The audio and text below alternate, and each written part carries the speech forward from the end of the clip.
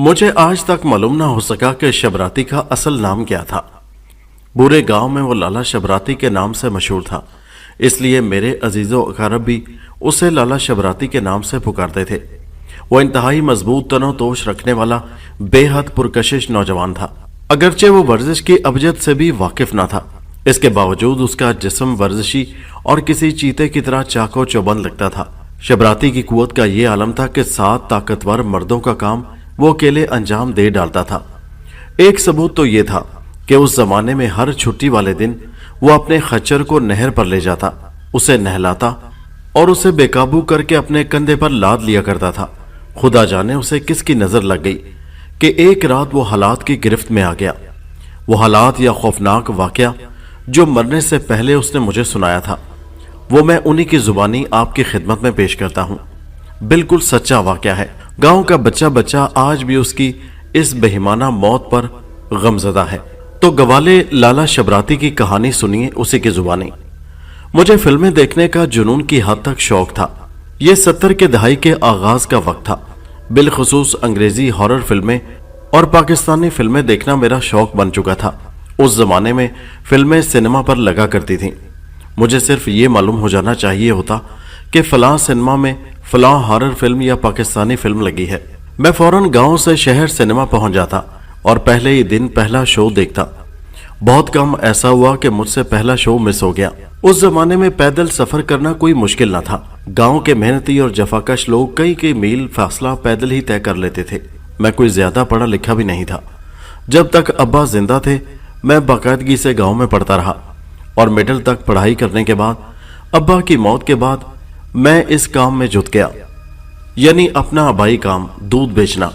میرے پاس ایک ہی خچر اور گاڑی تھی اور اسی خچر گاڑی میں تانبے کے مٹکوں میں دودھ بھر کر شہر کے بندے دکانداروں اور ہوٹلوں میں دودھ سپلائی کرتا تھا۔ اس طرح مجھے بآسانی اخبارات کے ذریعے نئی لگنے والی فلموں کے نام اور تاریخ کا پتہ لگ جایا کرتا اور میں 2 وقت شہر کا رخ کرتا، ایک تو صبح کے وقت اور ایک شام کے وقت۔ صبح کے وقت کی سپلائی میں 10 بجے تک کر کے گھر پہنچ جاتا اور شام کے وقت دودھ کی سپلائی کے بعد میں مغرب کے بعد گاؤں کا رخ کرتا تھا۔ ہمارے گاؤں سے شہر تک 15 کلومیٹر کا فاصلہ تھا جو میں خچر گاڑی پر طے کرتا۔ پھر نہ جانے کیا واقعہ پیش آیا کہ ہمارے گاؤں میں مغرب ہوتے ہی لوگ گھروں میں بند ہو کر رہ جاتے۔ پورا گاؤں گھپ اندھیرے میں اور مہیب سناٹے میں ڈوب جاتا۔ صرف وہی لوگ اپنے گھروں سے نکلتے جو قریب و جوار کی فیکٹریوں اور کارخانوں میں ملازمت کرتے تھے۔ وہ بھی تنہا نہیں، 3-4 دوست سائیکلوں پر ایک ساتھ اکٹھے جاتے تھے۔ لہٰذا میں بھی مغرب سے پہلے ہی گھر پہنچ جاتا۔ ویسے بھی دن بھر کی مشقت سے تھکاوٹ محسوس ہوتی، اس لیے مجھے سو جانا پڑتا اور پھر 3 بجے سے صبح 5 بجے تک جانوروں کا دودھ دوہنے میں مصروف ہو جاتا۔ میرے گاؤں سے شہر تک کا راستہ کچی پکی سڑکوں اور گھنے درختوں اور جھاڑیوں کے درمیان سے ہو کر گزرتا تھا۔ جن دنوں کا میں ذکر کر رہا ہوں ان دنوں شہر سے ہمارے گاؤں تک پکی سڑک ڈالنے کا کام ہو رہا تھا، لیکن کسی وجہ سے صرف 12 کلومیٹر سڑک ہی بن پائی تھی کہ کام روک دیا گیا اور باقی راستہ کچا اور نشیب و فراز والا تھا۔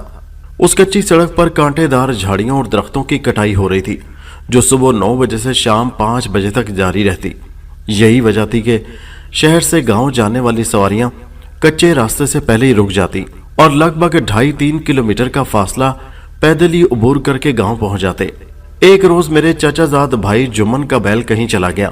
ہم دونوں بھائی اس کی تلاش میں سرگرم ہو گئے، جگہ جگہ بیل کو تلاش کیا۔ آخر ایک جگہ بیل ہمیں چرتا ہوا نظر آ ہی گیا۔ میں نے ہی بیل کو اپنے بازوؤں کی قوت سے بے بس کر کے اس کی گردن میں رسا ڈالا اور گھر کی جانب کھینچتا چلا گیا۔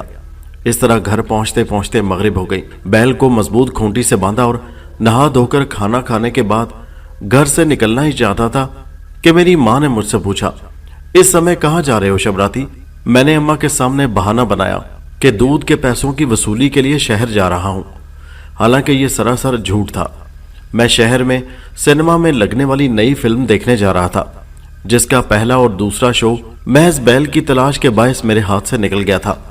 اماں مجھ سے کہنے لگی، بیٹے دودھ کی رقم کی صبح وصولی کر لینا، اس وقت تمہارا جانا مناسب نہیں۔ میں نے کہا، اماں کیا آپ مجھے اب بھی بچہ سمجھ رہی ہیں؟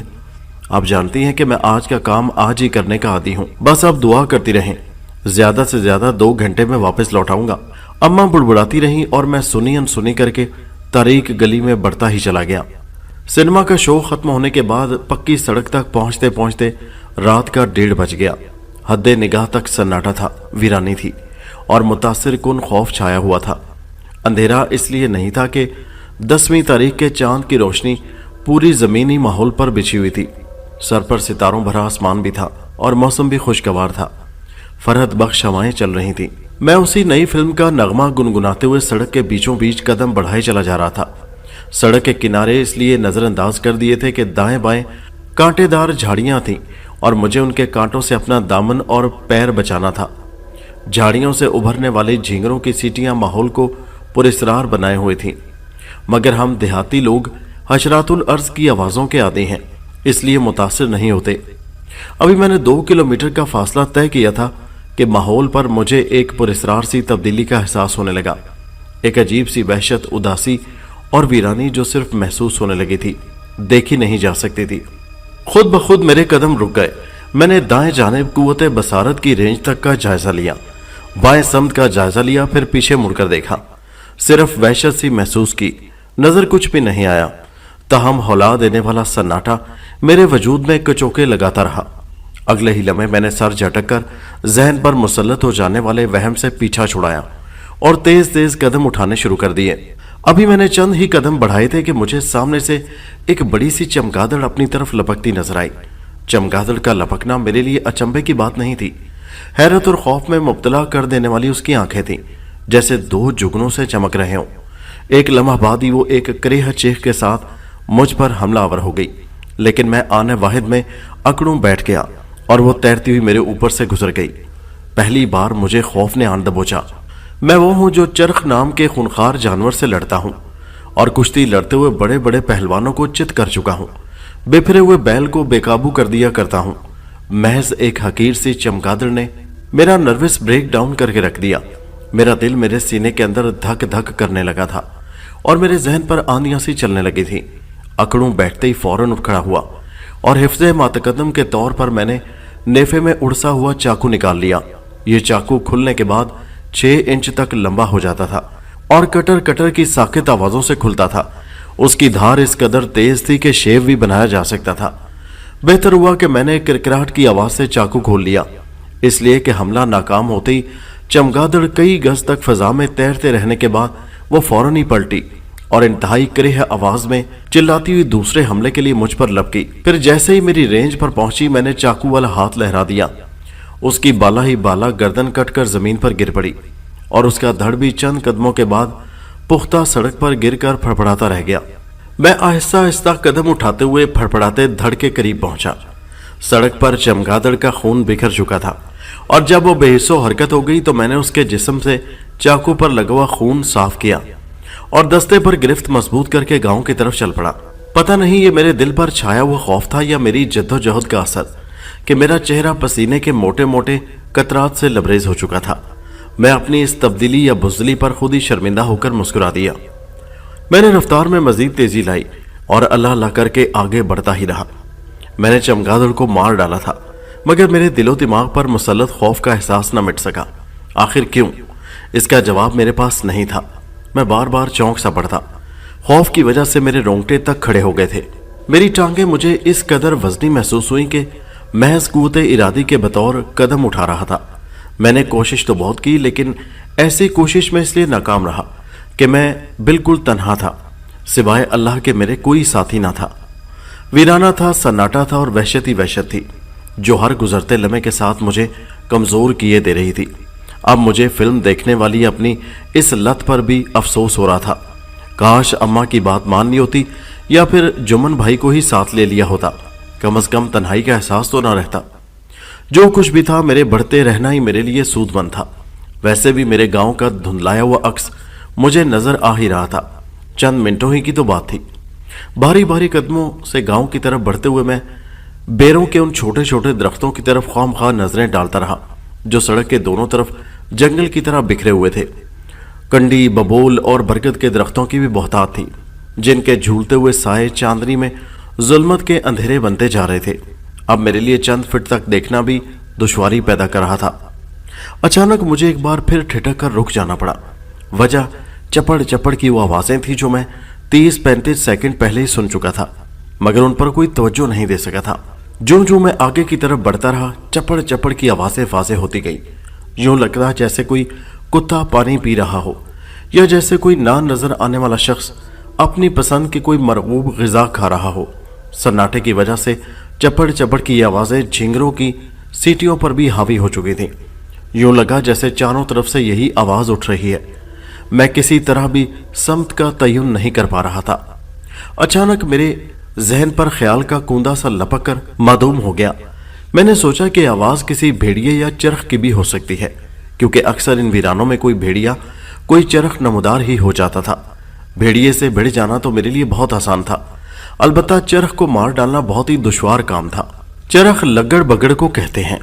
चपड़ चपड़ की आवाज एहसास दिला रही थी कि वो कोई दरिंदा ही है जो अपने शिकार से लुत्फ अंदोज हो रहा है। अभी मैंने चंद कदम उठाए ही थे कि मुझे फिर ठिठक कर रुक जाना पड़ा। इस बार मेरे रुकने की वजह वो औरत थी जो झाड़ियों के झुंड में बैठी हुई नजर आई। गो कि वो महज एक साए की मानिंद थी, ताहम मैं उसे औरत की हैसियत से पहचान चुका था। उसके बाल बहुत ही लंबे थे जो हवा के दबाव से बिखरे बिखरे लगे। वो अकड़ू ही बैठी थी और खाना बदोश औरतों का सा लिबास पहनी थी। पहले पहले तो मैं यही समझा कि वो रफ़ाए हाजत को बैठी है, वैसे भी खाना बदोश हों या हम गांव वाले हों, रफ़ाए हाजत के लिए ऐसी जंगली झाड़ियों को तरजीह देते हैं। खाना बदोश औरत की मौजूदगी का तस्वुर मैंने इसलिए भी कायम किया था कि आजकल मेरे गांव के इतराफ में खाना बदोश काफले ने डेरे डाले हुए थे। उनके दो ही काम थे, दर दर भीख मांगना या फिर सांप का तमाशा करना। जो कुछ भी था, एक औरत की मौजूदगी भी मेरे लिए बाइसे तकवीयत थी। मैं 2-4 कदम मजीद आगे बढ़कर रुक गया, ये सोचकर के फरागत पाने के बाद ये औरत गांव की तरफ ही जाएगी। इस तरह उससे गपशप लड़ाने का कोई ना कोई बहाना तलाश करके दरमियानी फासला काट ही लूंगा। लेकिन फिर चंद लम्हों बाद ही मुझे महसूस हो गया कि चपड़ चपड़ की ये मुहीब आवाज यही औरत निकाल रही है। वो बिल जरूर कोई मरगूब ग़िज़ा खा रही थी। यहाँ झाड़ियों की बुलंदी पर कई चमगादड़ें गौते लगा रही थी। यूं लगता था कि वो इसी औरत का तवाफ कर रही हैं। मैंने उसकी तरफ मुंह करके ऊंची आवाज से कहा, कौन है री तू? क्या कर रही है झाड़ियों में? अरे भगवान, किसी सांप बिच्छू ने डस लिया तो मुफ्त में जान से जाएगी। मेरी आवाज में करख्तगी समाई हुई थी। उस औरत की आवाज आई, जा चला जा छोकरे, मैं तुझे पहचान चुकी हूँ, तू लाला शबराती है ना? वो बगैर चौंके हुए बोली। पहली बार मुझे एहसास हुआ कि औरत के लहजे में एक कुतिया किसी गुर्राहट थी। ताहम जब उसने मेरा नाम लिया तो मैं मुतमईन हो गया। मैंने कहा, फिर भी इतना तो बतला दे कि तू यूं छुप छुपा कर क्या खा रही है? इस बार उसने खरखराते हुए लहजे में कहा, बहुत लजीज खाना है रे, हलवा खा रही हूं, तू खाएगा? उसके लहजे में कुछ ऐसी गुर्राहट थी कि मेरे रको पे में सनसनाहट सी दौड़ गई। मेरे कान भाएं भाएं करने लगे। फिर भी मैंने खुद को बदिक्कत तमाम काबू में रखा, ये जानकर कि मेरी गैरत मेरी खौफ पर गालिब आ गई कि ये औरत मुझे जानती है। वो ये भी जानती होगी कि मैं किस कदर ताकतवर लहीम व शहीम हूं। ऐसे में उस पर यह कैसे वाजे होने देता कि मैं डर चुका हूं। वैसे भी खुला चाकू मेरे हाथ में था। मैंने कहा, तू कहती है तो थोड़ा सा चखा दे। बेसाख्तगी में कहते हुए मैं 2 कदम मजीद उसकी तरफ बढ़ गया। बड़ा ही था कि अचानक मेरी नजर उसके करीब जमीन पर रखी हुई किसी इंसानी बच्चे की टांग पर पड़ी। ठीक उसी लम्हे वो मेरी तरफ घूमी ही थी कि मेरा दिल यकबारगी उछलकर मेरे हलक में आ टिका। मेरे लबों से गैर इरादी तौर पर कराह से निकल गई। मेरा पूरा जिस्म जैसे सुन होकर रह गया। उसने कहका लगाया। उसके खोखले कहकों ने रही सही कसर भी पूरी कर दी। मैं फौलादी जिस्म, फौलादी दिल और फौलादी अज़ाइम रखने वाला इंसान भी टूटी हुई शाख की तरह कपकपाता रह गया। वो औरत नहीं थी, न जवान थी, वो एक बुढ़िया थी। उसका चेहरा करीहा झुर्रियों से भरा हुआ था। उसकी आंखें सुर्ख 0 वोल्ट के बल्ब की तरह सुलग रही थी। उसका माथा फोड़े की तरह गोल और उभरा हुआ था और उसके होंठ बहुत मोटे थे। वो अपना जबड़ा दाएं बाएं फैलाए हुए थी और उसके दांत जंग आलूद लोहे की तरह थे। उसके होंठ और पूरा मुंह खून से लथड़ा हुआ था। उसके दोनों हाथ भी खून से लथड़े हुए थे। उसके उंगलियों के नाखून बहुत ही लंबे और नोकीले थे, गंदगी और खून से लथड़े हुए। ले खा, वो मेरी तरफ हाथ बढ़ाते हुए बोली। उसके हाथ में किसी 6-7 साल बच्चे का सर था, जिसकी आंखें, नाक और होंठ बमा गालों के वो खा चुकी थी। मजलूम बच्चे का ऐसा भयानक हशर देखकर मेरे जिस्म से पसीने के सोते से फूट गड़े। खा लाला शबराती, खा ले। میرے جیسا ہو جائے گا۔ بڑا لذیذ ہوتا ہے انسانی گوشت، خون کے ذائقے کا تو کیا کہنا۔ لے کوشش کر، مجھ سے کہیں زیادہ طاقتور ہو جائے گا۔ ہم دونوں مل کر خانہ بدوشوں کے تمام بچوں کو چٹ کر جائیں گے۔ وہ رگوں میں خون منجمد کر دینے والی آواز میں بولتی رہی اور مجھے یوں لگا جیسے میں ہوش و حواس کھو بیٹھوں گا، میرا دل بند ہو جائے گا یا میں بے ہوش ہو کر گر پڑوں گا۔ اس کے بعد کیا ہوگا یہ تصور ہی میرے لیے اذیتناک موت کے مترادف تھا۔ کہنے لگی، نہیں کھائے گا تو میں تجھے کھا جاؤں گی، بہت خون ہے تیری رگوں میں، میری کئی روز کی پیاس بجھ جائے گی۔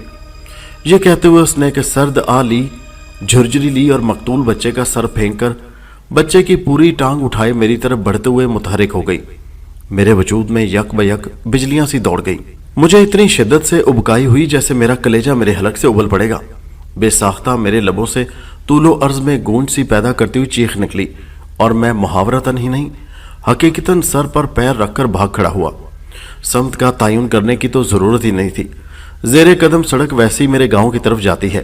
پشت پر سے ڈائن کی کرخت اور چلچلاتی ہوئی آواز میرے کانوں سے ٹکرائی، رک جا رہے شبراتی، رک جا۔ اب کہ یہ ہوا کہ نہ جانے کہاں سے نکل کر سینکڑوں چمگادڑیں میرے سر پر جمع ہو گئی، جیسے سیاہ بادل چھا گیا ہو، گھپ اندھیرا ہو گیا ہو، یا پھر یوں سمجھیے کہ میں اندھا سا ہو گیا ہوں۔ مجھے نہ تو سڑک نظر آئی، نہ جھاڑیاں، اور نہ ہی آسمان پر جلملاتے ہوئے ستارے نظر آئے۔ دوڑتے دوڑتے میرا پورا وجود لباس سمیت گیلا پڑ چکا تھا، میرا سینہ لوہار کی دھونکنی بن گیا اور میری سانسیں تھکے ہوئے گھوڑے کی پھنکاریں بن گئی۔ میں نے دوڑتے دوڑتے پیچھے مڑ کر دیکھا، بھیانک ڈائن مختصر سے درمیانی فاصلے پر میرے پیچھے پیچھے دوڑی چلی آ رہی تھی، مگر دوڑی ہی کیوں، اس کی ٹانگیں تو بالکل حرکت بھی نہیں کر رہی تھی۔ لہٰذا یہی کہہ سکتا ہوں کہ وہ ہوا کے دوش پر گیس بھرے قد آدم غبارے کی طرح تیرتی چلی آ رہی تھی۔ اس کی آواز آئی، تو ڈر گیا ہے رے؟ کتنا بہادر بنا پھرتا تھا۔ مجھے پتا چل گیا تو بہت ہی بزدل اور ڈرپوک ہے۔ ڈر گیا تو شبراتی، ڈر گیا، اور جو ڈر گیا سو مر گیا، نہیں بچ پائے گا تو۔ پاتال سے بھی کھینچ نکالوں گی تجھے، خون پیوں گی تیرا، تیرے بھرے بھرائے جسم کا گوشت اپنے دانتوں سے چباؤں گی۔ میری غیرت نے جوش مارا، میرے حوصلے بلند ہو گئے، میرے ذہن پر چھایا ہوا خوف ایک دم سے مٹ گیا اور میں ٹھٹک کر رک گیا۔ بجلی کسی تیزی سے مڑا اور جہنمی عذاب کی طرح مجھ پر جھپٹی ہوئی چڑیل سے بچنے کے لیے میں نے سڑک ہی پر خود کو سینے کے بل گرا دیا۔ چڑیل پہنچ گئی بلکہ مجھ پر چھا گئی، میں اس کی دونوں ٹانگوں کے درمیان رہ گیا، لیکن فی الفور پلٹنی لگا کر چت ہوا اور بجلی کسی تیزی سے چاقو کے 2 بھرپور وار اس کی رانوں پر کر دیے۔ میں پہلے ہی بتا چکا ہوں کہ میرے چاقو کی دھار اتنی تیز تھی کہ اس سے شیو بنایا جا سکتا تھا، لہٰذا چڑیل کی دونوں رانیں گہری حد تک کٹ گئی۔ وہ زمین کو لرزا دینے والی آواز میں چلاتی ہوئی سپرنگ کی طرح اچھل پڑی۔ وہ اچھلی اور میں اس کے گرفت سے نکل کھڑا ہوا۔ چھپاک سے وہ سڑک پر گری اور گرتے ہی بن جل مچھلی کی طرح پھڑکنے لگی۔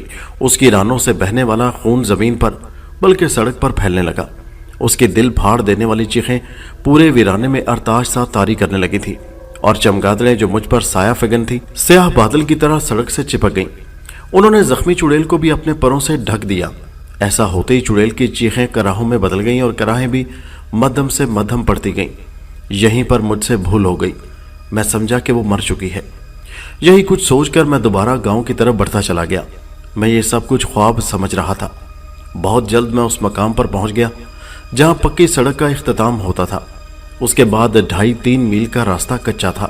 اب جو میں نے کچے راستے پر قدم رکھے تو اچانک ہواؤں میں تیزی آ گئی۔ دور، کافی دور سے کتوں کے رونے کی مکروہ آوازیں ابھرنے شروع ہو گئیں، اور ایک بار پھر میرے سر پر کچھ بلندی پر ہزاروں چمگادڑیں جمع ہو گئیں۔ پھر میں خود کو اندھا محسوس کرنے لگا۔ زمین کے نشیب و فراز میری نظروں سے اوچل ہو گئے۔ ٹھیک اسی لمحے میری پشت سے وہی روح فرسا آواز گونجی، خرخراتی ہوئی کریہت ترین آواز، کہاں جا رہا ہے رے تو شبراتی؟ میں نے تو کہا تھا نا کہ تجھے پاتال سے بھی کھینچ نکالوں گی، مجھے زخمی کر دیا تھا نا، دیکھ اور دیکھ۔ میں پھر سے ٹھیک ہو گئی۔ میرا ذہن پھر سنسنانے لگا کہ گاؤں اب صرف 2-2.5 میل کے فاصلے پر رہ گیا تھا، لیکن بوڑھی چڑیل میرے سر پر پہنچ چکی تھی۔ ابھی میں کوئی فیصلہ بھی نہیں کرنے پایا تھا کہ اس نے دونوں ہاتھ میری طرف بڑھا دیے۔ اس کے ایک ہاتھ میں جو بچے کی ٹانگ بھی تھی سو نظر آئی۔ میں زندگی موت کی جنگ لڑنے کے لیے تیار ہو گیا، لیکن میرے لیے یہ مشکل تھی کہ میں ایک ہاتھ لہرا لہرا کر چمگادڑوں کو بھگا رہا تھا اور دوسرے ہاتھ میں چاقو تھام رکھا تھا۔ اچانک چڑیل نے میرے بازو پکڑ لیے۔ پکڑے ہی تھے کہ میں نے چاقو والا ہاتھ پوری قوت سے لہرا دیا۔ نتیجہ یہ ہوا کہ اس کی ایک کوکھ سے دوسری کوکھ تک ایک گہرا زخم پڑ گیا और वो एक बार फिर कर्बनाक तरीन गैर इंसानी आवाज में चिल्लाती हुई गिर पड़ी। ताहम गिरते गिरते उसने मेरे दोनों बाजुओं से गोश्त भी नोच लिया था। दर्दो कर्ब में डूबी हुई एक तवील चीख मेरे हलक से भी निकली थी। चाकू मेरे हाथ से छूटकर वहीं गिर पड़ा। सर से पांव तक मेरे वजूद में अंगारे से दौड़ पड़े और मैंने चुड़ैल की तरफ देखे बगैर गांव की तरफ दौड़ लगा दी, तेज और तेज और तेज। इतने में चुड़ैल के करेह तरीन कहके की आवाज सुनकर अपनी अजियत और जलन की परवाह किए बगैर दौड़ते हुए मैं मुड़ा और चुड़ैल को बिल्कुल सही सालिम हालत में लपकते देखकर मैंने तमाम कुव्वत दौड़ में सर्फ कर दी। बहुत जल्द मैं गांव की गलियों में पहुंच गया। एक के बाद दूसरी और फिर तीसरी गली में पहुंचते ही मैं एक पक्के मकान के बंद दरवाजे पर पहुंचकर ठहर गया। पूरे गांव की तारीक और हौलनाक फजा में क़यामत खेज हंगामा मचा हुआ था। हर तरफ से कुत्तों के रोने की आवाजें उभरने लगीं। तेज हवाओं और तूफान का ये आलम था कि गलियों का तमाम कूड़ा करकट हकीर तिनकों की तरह उड़ रहा था, गर्द के मरगोले से उड़ रहे थे। चुड़ैल थी कि किसी अफरियत की तरह मेरे करीब आती जा रही थी। मेरे बाजुओं से बहने वाले खून ने मेरे लिबास और जिस्म को तरबतर कर दिया था। बेतहाशा मैंने दरवाजा खटखटाया। चंद ही लम्हों के बाद अंदर से किसी मर्द की ख्वाबनाक आवाज उभरी। कौन है भाई? मैंने कहा मैं हूं, मैं लाला शबराती। खुदारा दरवाजा।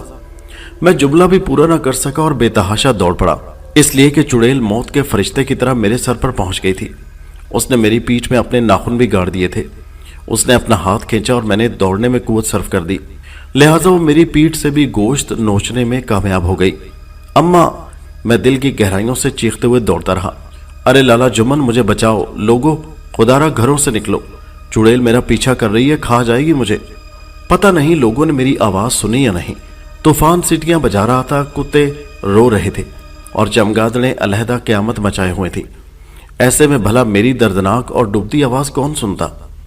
एक फायदा यह हुआ कि मेरे जिस्म से नोचा हुआ गोश्त खाने में चुड़ैल को जरा सी देर हो गई और इसी जरा सी देर में मैं उसकी पहुंच से काफी आगे निकल चुका था। मैं चीखते चिल्लाते मदद के लिए लोगों को पुकारते पुकारते निढाल सा हो गया। मेरी टांगें दो दो मन भर वजनी हो चुकी थी। मेरे हलक में कांटे से पड़ गए थे। अपनी दानिश में चीख चीख कर लोगों को आवाजें दे रहा था, जबकि असलियत यही थी कि मेरे हलक से सिर्फ खरखराहटें निकल रही थी। मेरे जिस्म से इस कदर खून बह चुका था कि मैं बदमस्त शराबी की तरह डोलने लगा था। मैं दौड़ नहीं रहा था बल्कि घिसट रहा था। इसी तरह लड़खड़ाते और घिसटते हुए मैं महीनों से बंद पड़ी हुई एक कॉटन फैक्ट्री के सामने पहुंच गया। मैंने फैक्ट्री के बंद दरवाजे के बाहर बैठे हुए चंद इंसानी ह्योले देख लिए थे। शायद उन्होंने भी मुझे देख लिया था। मैं इंतहाई डूबे हुए लहजे में बचाओ बचाओ पुकार उठा। कहाँ भागेगा रे तू, कब तक भागेगा? चुड़ैल की रूह फना कर देने वाली खरखराती आवाज सुनकर मैं रुक गया, या यूं समझिए कि मैं अब कदम उठाने की मुझ में सकत नहीं रही थी। ले शबराती, कुल्हाड़ी पकड़। अचानक कॉटन फैक्ट्री के चौकीदार की आवाज मुझे सुनाई दी और मेरी डूबी हुई कूतें बहाल हो गई और मैंने अपने चाकू की तरह तेज धार रखने वाली कुल्हाड़ी उठा ली। ठीक उसी लम्हे चुड़ैल मेरे करीब पहुंच गई। पहुंची ही थी कि मैंने कुल्हाड़ी का एक जबरदस्त हमला उसकी खोपड़ी पर कर दिया। जरबकारी थी। चुड़ैल की खोपड़ी दो हिस्सों में बट गई और मेरी कुल्हाड़ी उसके हलक से उतरते हुए उसके सीने तक पहुंच गई। मुझ पर गोया जुनून सा सवार हो चुका था। कुल्हाड़ी खींची और बेतहाशा उस पर हमले शुरू कर दिए। मैंने उसके जिस्म के कई टुकड़े कर दिए। तमाम चमगादड़ें इधर उधर बिखर गईं। तूफान का जोर टूटने लगा और कुत्तों के रोने की आवाजें बंद हो गईं। अब मुझ में कुव्वतें बर्दाश्त नहीं रही थी। तेवरा कर गिरते वक्त मुझे सिर्फ इतना याद था कि 4 हाथों ने मुझे थाम लिया है और मैं गिरते गिरते रह गया। 3 रोज बाद मुझे होश आया। मेरा पूरा घर औरतों से भरा हुआ था। मेरे गम में रोते रोते मेरी माँ अधमुई हो चुकी थी। होश में आते ही मैंने पहला सवाल वही किया जो मेरे जहन पर मुंजमद होकर रह गया था। क्या चुड़ैल मर गई? हाँ मेरे बेटे, उसे तूने ही तो टुकड़े टुकड़े कर दिया था। कॉटन फैक्ट्री के चौकीदार और उसके दोस्तों ने सिर्फ ये किया कि चुड़ैल के टुकड़ों पर मिट्टी का तेल छिड़कर आग लगा दी थी। मेरे लबों से सुकून की तवील सांस निकल गई। मेरी हालत इंतहाई दगरगू हो रही थी। मेरे पीठ के जख्म की वजह से ना तो मैं चित सो सकता था और ना ही पीठ टिका सकता था। यही हालत मेरे बाजुओं के जख्म की थी। ना तो मैं दाएं करवट लेट सकता था, ना बाएं करवट। इस अजियत ने मेरी जिंदगी अचीरन करके रख दी थी। हकीम और डॉक्टर मिलकर मेरा इलाज करते रहे, लेकिन बजाय अफाके के जख्म गहरे से गहरा होता रहा। अब मैं आपको वो हालात बताऊं जिसके कारण लाला शबराती की मौत वाक़ई हुई। अव्वल तो डॉक्टरों ने ये राय दी कि लाला शबराती को शहर के बड़े अस्पताल में दाखिल करवा दिया जाए। इसके जिस्म के दीगर हिस्सों से गोश्त काट काट कर इसके जख्म भरे जाएंगे। और जब लाला शबराती को सिविल अस्पताल में दाखिल करवाया गया तो उसके तमाम टेस्ट हुए तो पता चला कि लाला शबराती के पूरे जिस्म में हत्ता के शरियानों में भी चुड़ैल के दांतों का जहर फैल चुका है और किसी भी वक्त उसकी मौत वाक़ई हो सकती है। इतनी मालूमात हासिल होने के बाद हम तर्के सकूनत कर गए, यानी वहां से रिहाइश अपनी छोड़कर दूसरे शहर मुंतकिल हो गए। ताहम हमें खतूत के जरिए लाला शबराती की खैरियत मालूम होती रहती थी और जब हमें उसकी मौत की इतला मिली तो मैं ऐसे शेर जवान की भरी जवानी में मौत पर बहुत ज्यादा रंजीदा हो गया। उसने अपनी जान पर खेलकर पूरे गांव वालों को चुड़ैल की रेशा दवानियों से हमेशा के लिए निजात दिलवा दी थी।